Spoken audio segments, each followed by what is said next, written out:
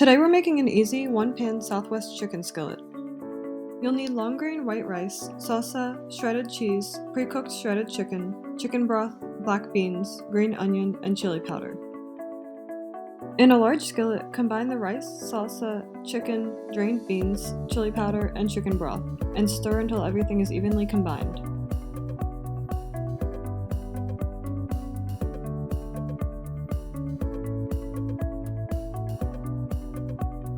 Cover the skillet with a lid, turn the heat on to high, and let the skillet come to a full boil. Once it's boiling, turn the heat down to low and let it simmer for 30 minutes. After 30 minutes of simmering, turn off the heat, remove the lid, and fluff the mixture with a fork. Sprinkle the cheese over top, replace the lid, and let it sit for a few minutes until the cheese is melted. Sprinkle the green onions over the melted cheese and serve hot.